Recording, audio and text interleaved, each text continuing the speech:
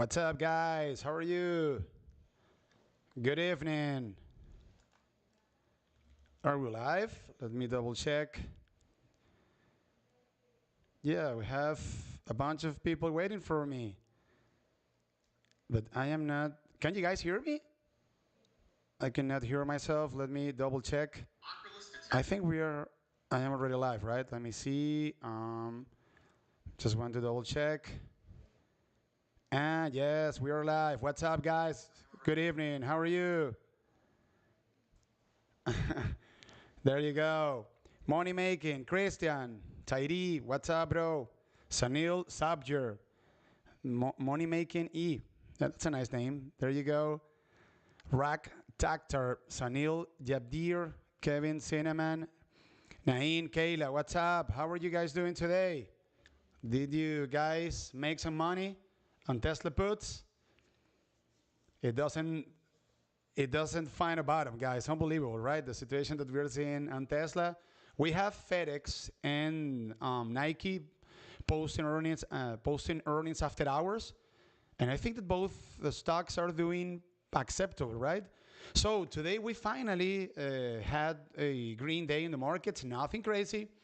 Take a look at this. Russell 2000 went up 0.54%. Nasdaq pretty much broke even, up 0.01%. Dow Jones goes up 0.28%, and the S&P 500 went up nothing, guys. I mean, 0.10%. Full disclosure, I am holding SPY puts as of now.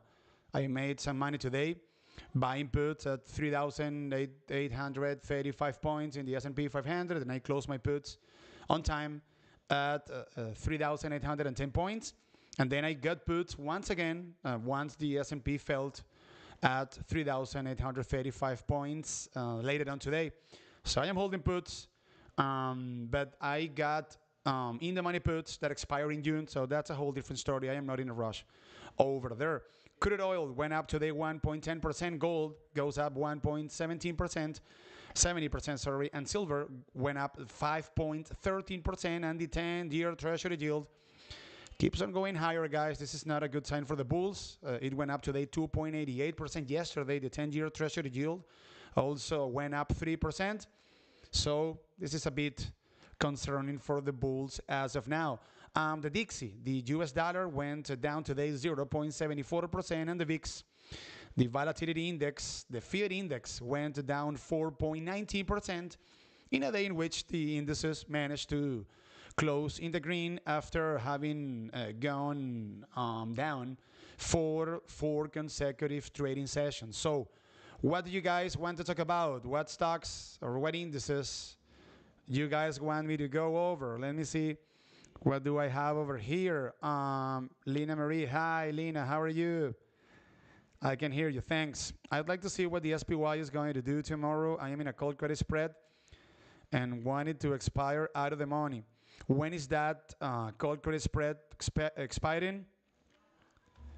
So that's a bearish strategy for those that are not familiar with the spreads. Let me pull up here the SPY, absolutely. And please, guys, let me know what stocks do you guys want me to go over. Throughout this week, we don't have very important economic data coming out other than core PCE, which comes out on Friday at 8:30 a.m. That's another inflation report. I have been telling you guys in my more recent videos that the narrative of the markets, at least from where I am sitting, is changing from an inflation concern narrative into a recession concern narrative. So you guys know that we got a better than expected CPI data report last week. The market shot a lot higher that day, and then the RIP got sold. So that's, for the most part, the core PCE, the report that I just told you guys about, the most important report that we are going to get this week. However, it is still being an inflation report. And as I just told you guys, the markets are really starting to realize that we are very likely to hit, let's say, a medium recession next year. So I am going to pull up here the 4-hour chart. In the case of the SPY, remember guys, this is a major downtrend below all the moving averages. And we have a downward sloping 200-day moving average, downward sloping 100-day moving average. The bulls lost the 5-day moving average. And today they managed to hold support at around 376 points. I'm going to draw a line over here. This is an important spot. And $376, give or take, happens to coincide with a very important fat number in the S&P 500, which happens to be 3,800. So $376 happens to be a previous resistance for the SPY back from mid-October, and this is also a previous resistance back from late June. Today we closed the trading session below VWAP. I think, let me double check on that. I think that's the case. Yeah, well, I mean, we closed the trading session slightly below VWAP, so not a good sign. And let me pull up once again the 4-hour chart. I want to show you guys the market structure of the SPY. You guys know that I use this tool on Market Structure Edge, and this is a very useful tool that I use on a daily basis because it shows me the correlation between supply and demand. So it shows me the correlation between buyers and sellers. So the chart that you guys can see on the bottom of your screen is the supply, and the chart that you guys can see on top of your screen, it happens to be the demand. In the case of the S&P 500 or the SPY, which happens to be the ETF that tracks the S&P 500, we have a fallen supply and an ascending or a rising demand. So this is a market structure, let's say, sentiment or look that makes me believe that maybe we are about to see at least a short-term relief rally in the markets, that if that were the case, could take the S&P 500, and I'm going to pull up here the 5-day, 5-minute chart.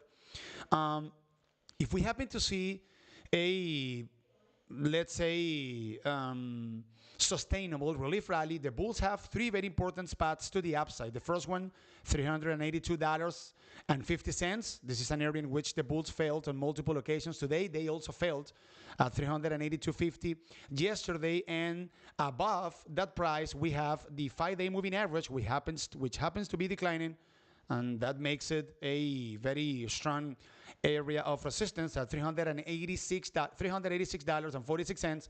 And if the bulls can take out this 5-day moving average, then we have a declining 100-day moving average at around $391.61. This would be a very tough spot for the bulls. And obviously, in terms of support, I am looking at $376.65, $377. We can round it up. So the most important task for the bulls tomorrow is going to be taking out $382. And if they happen to be able to do it, to take out that resistance, then keep a close watch on the declining 5-day moving average at around $386 or $387-ish. What do you guys think? Do you think that we are warming up for some sort of relief rally, or do you guys believe that we are about to see a Santa Claus rally? In my opinion, guys, and obviously, what I am about to tell you guys, I am talking from a macro standpoint. If you guys can listen carefully to what Jerome Powell said last week, he pretty much told us to buy puts. That's it. The Fed is going to keep on hiking rates. We are going higher, and we are going to stay higher for longer. So my perspective when it comes to the markets, let's say until Q1 of next year, is very bearish. But in the short term, I think that we are due for some sort of relief rally. And if we take a look, guys, at let me show you over here the broad market sentiment when it comes to supply and demand, it is sitting at 4.4.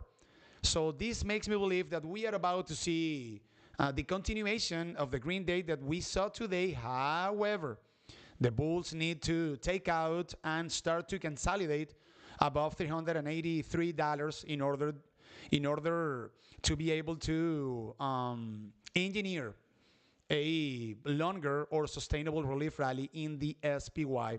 And obviously, if this support of $377 happens to be taken out, This is going to be good night, Irene, for the Bulls. I think that this would be definitely ruling out um, any Santa Claus rally. What do you guys believe about a Santa Claus rally?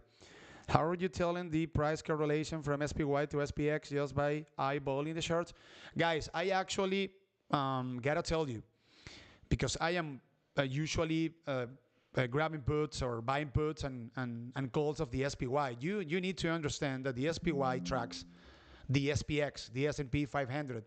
So I know that you guys track the SPY, and I always I am always dropping comments in the main chat, letting you guys know about the areas of support and resistance of the SPY.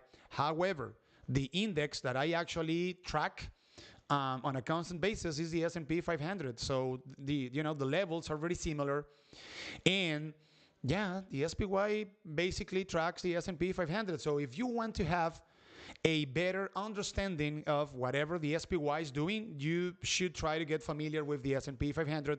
The ticker symbol that you can use would be SPX. So that's what I do.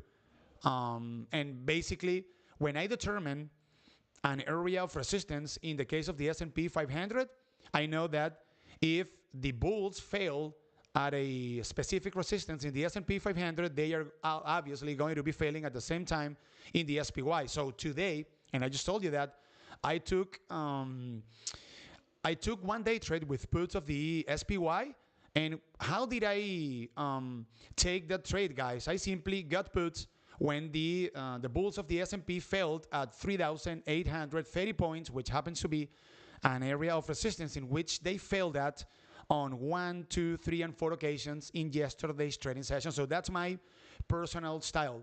So I take trades with the SPY, but tracking the S&P 500, which is the major and which is the most important index of the S&P 500. But that's my style, obviously, right? Apple and Tesla. Okay, let me, now that we are talking about the S&P 500, let's talk about Apple, guys. Because I was about to talk about Apple in regard to the S&P 500 or to the SPY and the Triple Q. So $133, take into account that Apple went down today 0.05% and it closed the trading session at $132.30. $133 is such a critical spot for Apple. So I don't think that we could see a continuation of the small and slight rally that we saw today unless the bulls of Apple can take out $133 and fill the next important gap up to $138. $133 happens to be a previous support back from mid-October, and this is also a previous support back from mid-May. So this is absolutely critical. In the case of Apple, the sellers are in total control of this technical chart. Apple is guilty until proven innocent, and we have a major downtrend. Apple is below all the moving averages. We can see a downward sloping 200-day moving average, downward sloping 100-day moving average. It is trading below the 5-day moving average. The RSI on the 4-hour chart is sitting at 30 points, so we can make the case that Apple is a bit oversold, and that would imply that we are about to see another, I mean, not even a relief rally. Apple went down today, that we're about to see a relief rally in the case of Apple. But this is a very ugly looking chart, and I will tell you guys that the plan when it comes to Apple is very simple. If the bulls fail at reconquering $133, this is a puts play all day long, guys. However, if the bulls can take out $133 and they start to consolidate or they start to close in candles above $133, maybe then that would imply that the bulls are gathering momentum in order to make a push higher and maybe fill the other important gap up to $138 per share, which happens to be a former support back from early May. So a very ugly looking chart. And you guys know what most people say out there. Whatever Apple does, so does the market. So this is going to be very critical tomorrow. You need to keep a close watch on this area at around $133. Tesla, guys, you know that I am a long-term investor in Tesla. I am making a killing selling covered calls of Tesla as of now, and I don't know. I'm so disappointed about Elon Musk. So he just said, guys, because he replied a tweet of Ross Gerber, which happens to be an institutional investor in Tesla, and Elon was saying that Tesla has dropped like a rock because the Fed is hiking rates, basically. Okay, so very disappointing, to be honest. So obviously we all know that Tesla shouldn't be trading at $137 if it weren't for the fact that Elon has been dumping shares left and right. So that was very disappointing.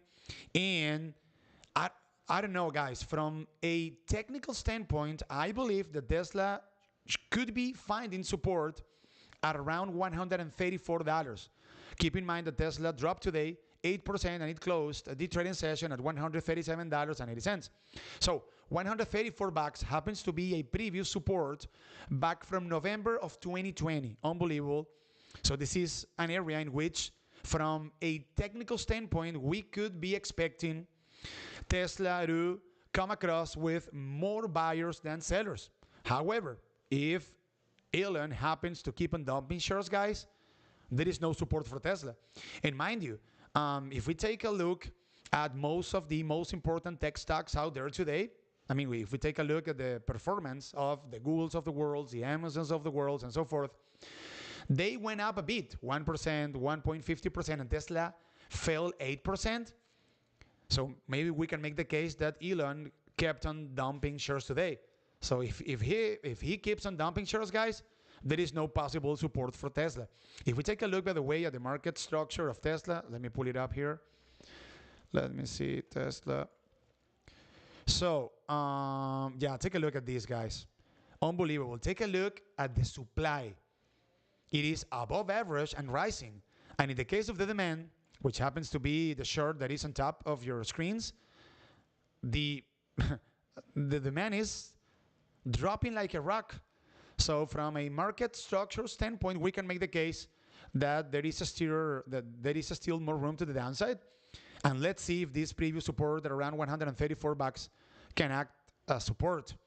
But this isn't looking any good. Maybe we are supposedly waiting for Elon to designate a new CEO for Twitter. That might be a positive catalyst for the stock of this company. But unless we get a very positive catalyst, or I don't know, or maybe if Elon can, commit himself to stop dumping shares of Tesla, I think that lower prices are very likely to be coming up for the stock of this company. And I am a long-term investor. I am making good money now. Let me show you guys, by the way. Let me see if I can show you guys the position that I own in Tesla. Selling covered calls. I have a good gain here, guys. Even though my long-term position is getting killed, obviously, as you guys can figure. Obviously, because my average cost is at around my average cost is at $88, guys. So let me show you. And lucky enough, I am making the most of it, quote unquote, because I am selling covered calls. So let me see if I can now Robinhood sending me a message to let me see, to verify my identity. It would be 439.839. I would like to show you guys this position. Let me see if I can do it. Okay, let me see. Tesla. Okay, I can show you guys this, I think. Let me see. So I actually didn't take a look at this position today. Let me see. Take a look at this, guys. Take a look at this. So my average cost on Tesla is $87.74. And the return that I have on 3 covered calls that I sold recently is $4,695. Jesus Christ. Yeah, this is a nice return, right?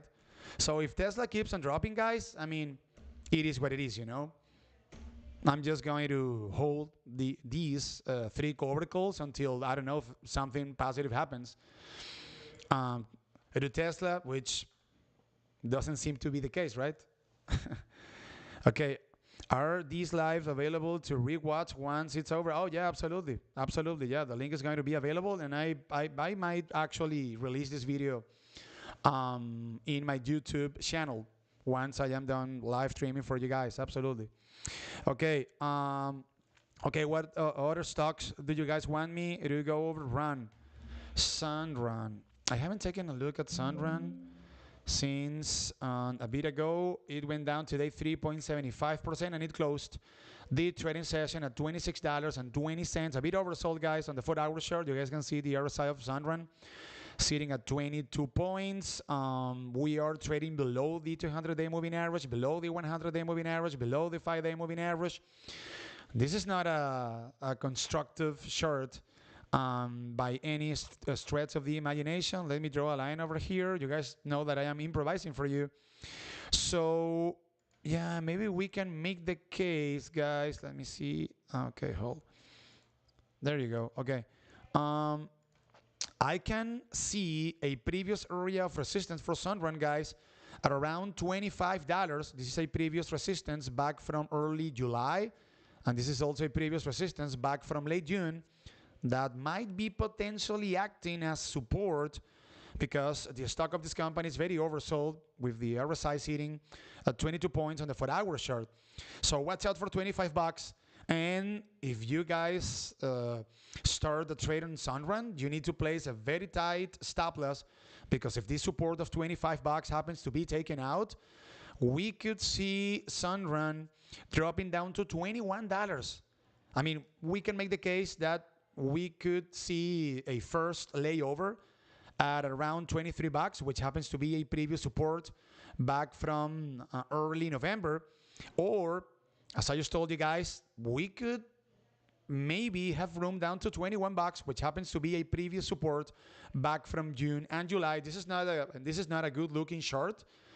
But 25 bucks could be an interesting spot if support happens to be confirmed at $25. As I just told you guys, let me take a look at the market structure of Sunrun. So what is supply and demand looking like for the stock of this company? Let me see. Sunrun, let me see. Okay. So we have a market structure sentiment of 6.2 out of 10. We have an ascending supply and ascending demand as well, but as of now, the supply is above the average and it is actually above the demand. So from a market structure standpoint, it might be possible that this support of 25 bucks isn't going to hold because as I just showed you guys, we have a situation in which we supposedly have buyers or sellers rather outnumbering buyers as of now in the case of Sunrun. So this is an interesting spot in order to determine if we can buy puts or calls. Who knows? Depending on the support at 25 bucks. Sure. Okay, guys, let me see over here. Moderna. Is it that Moderna name? What about Disney? That's a sad story, right? Moderna, right? Okay. MR. Is it the ticker symbol? Yeah, Moderna. Yeah, I got a lot of questions today about Moderna, guys. I think that many of you want to buy puts here, right? I wouldn't short the stock of this company. This is a very good looking chart. It has very good momentum. They are supposedly working on a vaccine for cancer. I mean, I wish them the best because that's a very noble cause, But I don't know. I am suspicious about this cancer vaccine, guys. The CEO of Moderna is a pumper. Yeah, he's always pumping the stock. So I don't know. I'm suspicious about this cancer vaccine. I hope for them to be saying the truth, because that would be a very important step forward for humanity, right? But I don't know. This guy's a pumper, so I am a bit critical about this cancer vaccine. Okay, this is a clear uptrend above all the moving averages. Moderna actually closed the trading session today above a rising 5-day moving average. Moderna went up today 5.94%, and it closed the trading session at $201.16. We have a rising 200-day moving average, a rising 100-day moving average. The RSI is sitting at 58 points on the 4-hour chart. So rather than buying puts, that I think is what your request about Moderna is about, I would be thinking about going long, guys, if we happen to see a process of consolidation of Moderna slightly above 197 bucks, which happens to be a previous resistance back from early August. If the pulse of Moderna can consolidate slightly above 197 bucks, that might be a sign that they are gathering momentum in order to make a push higher or another push higher, and by doing so, maybe being able to fill the next important gap up to 216 bucks, which happens to be a previous resistance back from December 14. This would be a very solid trade, guys, that would leave us a profit of almost 6%. And check this out, guys, because I checked the market structure of Moderna earlier on today, and it is looking very, but very attractive, guys. This would be one of the few stocks that I would be going long given the current conditions of the markets, right? Unless the SPY, takes out 387 bucks and so forth. I already told you that. I already told you guys that. Take a look at the market structure of Moderna, guys. Supply below the average, as you guys can see over here, and slightly rising. But take a look at the demand, guys, rising and way above the supply. This is a great looking chart, and I think, I could be mistaken, that there is more room, there is further room to the upside for Moderna. And mind you, guys, keep this in mind. If you are going to take a trade on Moderna, you need to keep a close watch on XBI. XBI is the biotech ETF. So if in any given trading session you guys see XBI dropping, you need to avoid taking trades with biotech stocks such as Moderna, for instance, right? And take a look at XBI. It went up to the 1.87%. So you guys need to start to take trades taking into account the industry of the stock or the sector that any given stock trades in. So if I am going to take a trade with Moderna, I need to make sure that I am not taking the trade to either the upside or the downside, as opposed to what XBI is doing. So that's a trick that I can share with you guys over here, or a hint that I can tell you guys in this live stream. Hello, can you take a look at Meta? Absolutely. Amazon and Google. Guy is asking for. Okay, let me see. So in the case of Moderna, guys, very good looking chart. I might be going long Moderna tomorrow if that support of 197 bucks happens to be respected. Meta Platforms, it went up today 2.28%, and it closed the trading session at $117.09. In the case of Meta, guys, there is a very critical spot at 114 bucks. This is a matter of life and death for Meta. So check this out, guys. 114 bucks has acted as support on 1, 2, 3, 4 and 4 occasions, and it has acted as resistance on 1 and 2 occasions recently. So this is a very critical spot. Any price action slightly above 114 bucks seems to be a process of consolidation before making another push higher. I'm talking about the bulls, obviously, in order to fill the next important gap up to 125 bucks, which is an area of supply in which the bulls of Meta, or an area of resistance in which the bulls of Meta have failed on 1, 2, 3, and 4 occasions recently. So this is a very simple chart, at least from where I sit. If 114 bucks happens to be taken out, maybe we could be grabbing puts, even though I am not a put buyers on areas of supply or areas of support. I am a buyer of puts rather on or over areas of resistance or supply. However, if this very clear area of demand, sorry, I said supply, I was supposed to say demand. So if this very clear area of demand at 114 bucks happens to be taken out by the burst, we have room down to almost 109 bucks, which is an area of support that has acted as such on 1, 2, 3, and 4 occasions, 5 occasions actually before. So this is a simple chart, guys. Above 114 bucks, we have room to the upside. So we could be grabbing calls, and if this support of 114 bucks happens to be taken out, we have room to the downside, 108 bucks, 109 bucks ish. The RSI of Meta is sitting at 50 points, so we can make the case that Meta is neither oversold nor overbought. And if we take a look at the market structure of Meta, I didn't take a look at this market structure today. Let me take a look over here. What is it looking like? Let me see. So 6 out of 10, and we have an ascending demand and a supply that is starting to fall down and that as of now is below the average. So this is a very encouraging market structure sentiment for Meta. So if you guys ask me, I think that $124 is more likely to be coming up rather than 109 bucks ish approximately. Can you take a look at Baba? Lumumba Burlo, absolutely. Yeah, so, but I have two previous requests, Amazon and Google. Let me see. Amazing Amazon. It went up today, not much, 0.32%, and it closed the trading session at $85. I am going to draw a line over here. Very ugly looking short, guys, in the case of Amazon. This is a major downtrend below the moving averages, downward sloping 200-day moving average, downward sloping 100-day moving average, below a downward sloping 5-day moving average. And we have a very clear resistance here, guys, at around 87 bucks. 87 bucks is a previous support back from December 16, and this is also a previous support back from early November.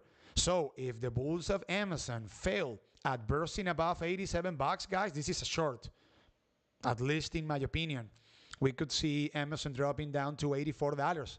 This would be a nice short, guys, with 87 bucks acting as resistance. Very ugly looking short, guys.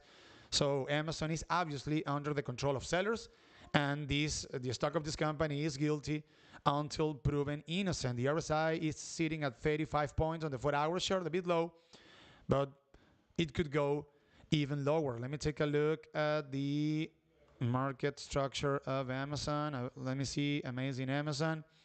So what do we have over here? 4.2 out of 10, and we have, but take a look, guys. The market structure is starting to look a bit better. So we have an ascending demand that is still below the supply, but the supply is below average. So according to the market structure of Amazon, if we happen to see, the continuation of the green day that we saw today, maybe we could be seeing, or we could be about to see Amazon taking out 87 bucks and maybe filling the next gap up to 91 bucks. If we were able to take this trade from 87 bucks up to 91 bucks, this could be a 5% trade. Yeah, that would be an acceptable profit. And Alphabet. I haven't taken a look at Alphabet in quite some time. Let me see Alphabet over here. Another very ugly looking chart, guys. Alphabet went up today 0.54%, and it closed the trading session at $89.63. Major downtrend below the moving averages, downward sloping 200-day moving average, downward sloping 100-day moving average, downward sloping 5-day moving average. Jesus Christ. Where could we get in Alphabet puts, guys? Maybe at around, let me see, at around 92 bucks. 92 bucks is a former support back from late October, and this is also a previous support back from mid-December. So we have a previous support that was taken out by the burst. So this is a former support that now is going to act as a new resistance. So if Alphabet happens to fail at 92 bucks, this could be an opportunity to get put. Or on the flip side, what about a consolidation about slightly above 87 bucks? If that were the case, this could be a sign that the bulls are gathering momentum in order to make another push higher, or a new push higher, we could say, because this chart is absolutely broken from a technical standpoint. And from 87 bucks, guys, up to 92 bucks, this would be a 6% profit trade. And mind you, if this support of 87 bucks happens to be taken out, we have room down to 83 bucks. So I don't know. I would be undecided over here. And I would say that I'm more inclined to puts rather than calls. Can you look at Baba? Absolutely. Let me take a look at Baba. And as of now, we are, guys, hold on. We are 34 minutes in. Okay. Baba. Did it go up today? Yes, it went up. No, it went down today actually, 1.42%. And take a look, guys, at how this declining 200-day moving average has been acting as a brutal resistance. So the bulls of Baba failed at bursting above this declining 200-day moving average on 1, 2, 3, and 4 occasions. This is a big, but big area of supply rather than demand. So I would say that any given visit of Baba up to $92 or the equivalent when it comes to the level in which the 200-day moving average would be sitting at is a potential area of short, a potential area in which we could be getting puts of Baba, and not a good looking short. However, we can make the case that the ultimate line of defense for the Bulls is going to be this 100-day moving average at around $83. So if the Bulls of Baba happen to make a test of this 100-day moving average tomorrow, guys, at around $83, and if support happens to be confirmed at around this level, this could be a potential bounce back up trade, guys, from $83 up to the 200-day moving average at around $91, $90. If we were able to take this trade, this would imply a 9% profit. And take a look at this, guys. This 100-day moving average at around $83 happens to coincide with a former support back from late May and also with a former support back from late April. So the fact that the bulls are still holding this 100-day moving average is kind of encouraging. We can see the RSI of Baba sitting at 41 points on the 4-hour chart.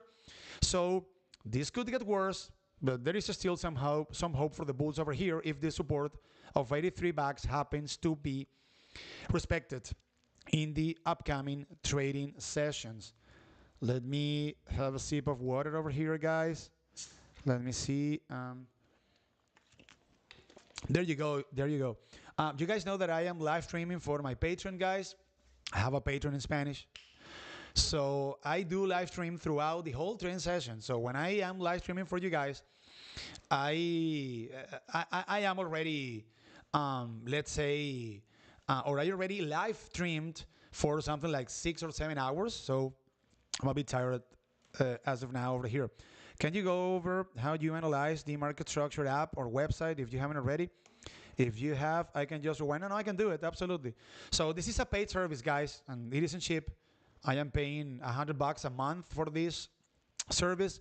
It's been very useful for me, and I use it basically to determine who is in short of any given stock from a supply and demand standpoint. So the short that you guys can see on top is the demand, okay? And the short that is below the demand happens to be the supply.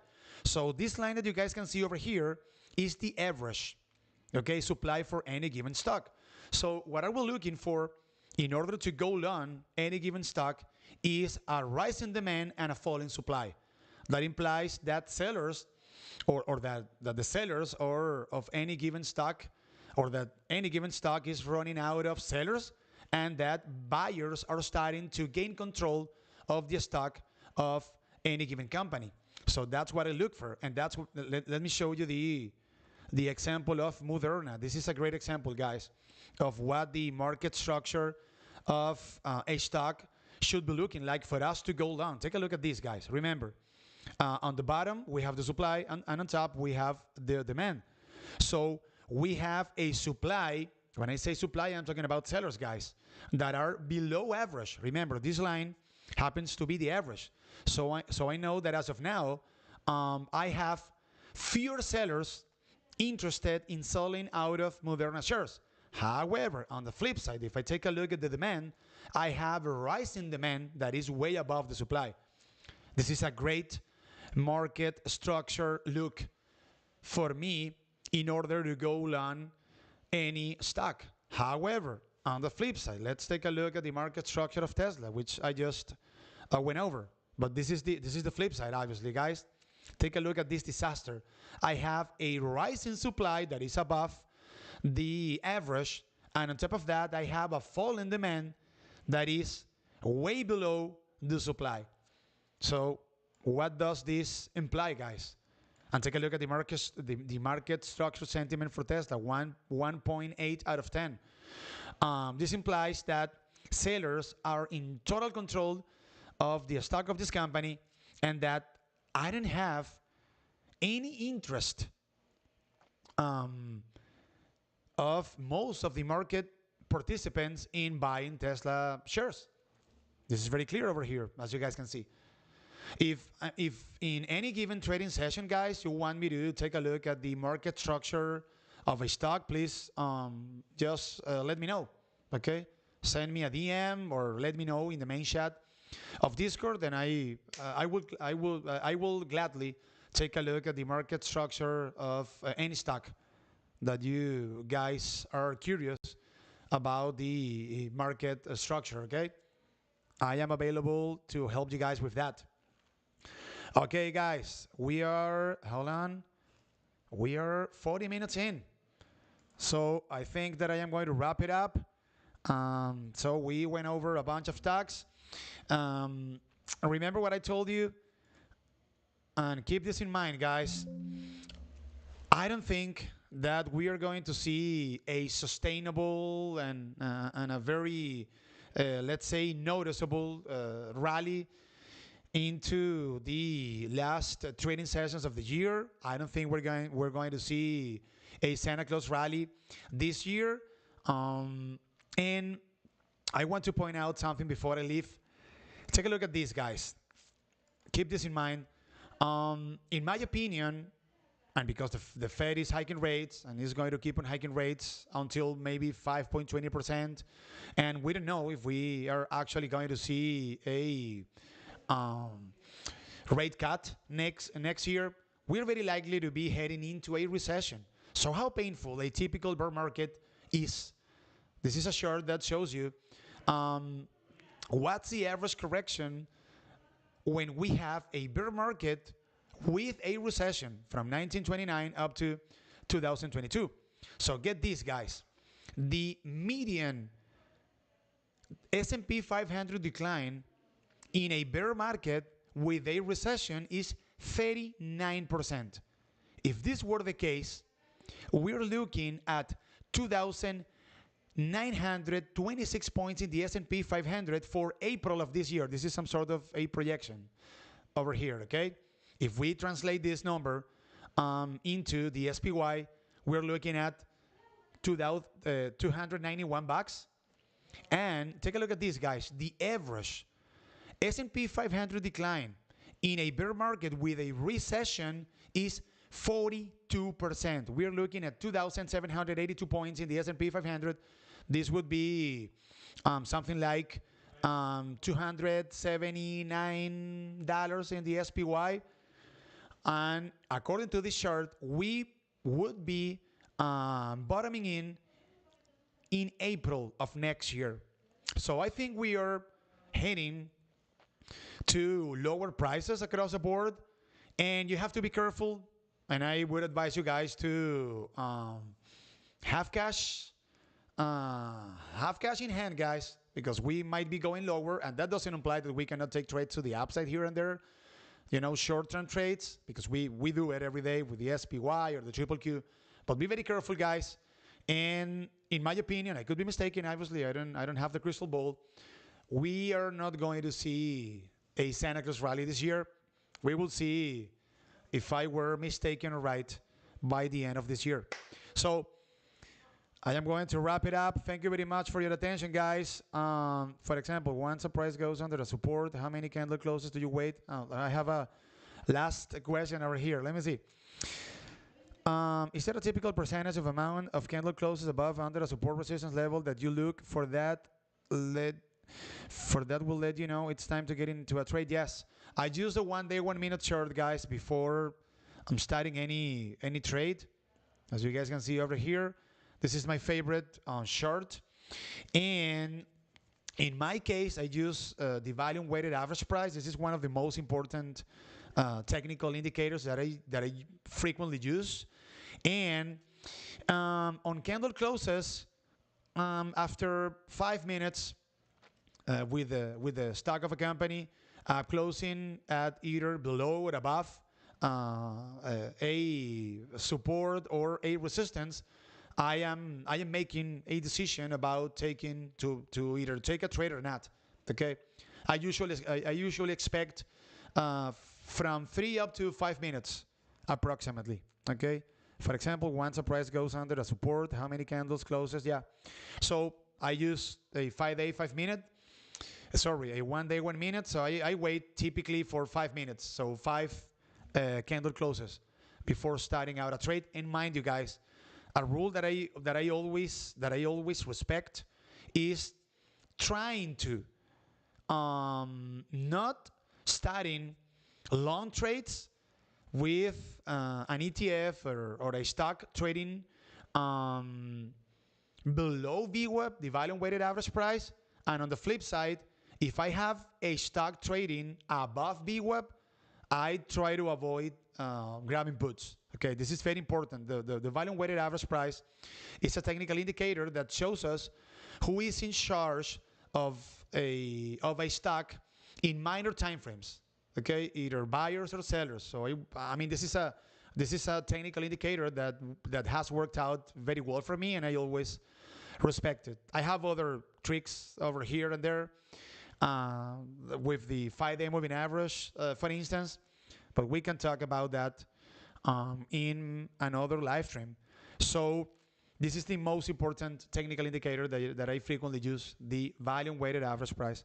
Okay, guys. So thank you very much for having joined up my live stream. I am dealing with a bunch of personal issues here at home. I'm gonna try to live stream for you at least once a week. If I can do it, more frequently, I will let you guys know ahead of time. And thank you very much for your attention. Let's see what happens tomorrow. I am holding puts, but I think that maybe in the short term we can see the SPY climbing up to at least $382, or maybe this 5 day moving average, 386 bucks, $387. We will see what happens. So thank you very much for your attention. Take care and stay warm, guys. It's very cold out there. I am in North Carolina. It's freezing over here. So stay warm, guys. Take care. See you. Thank you very much for joining me. Bye.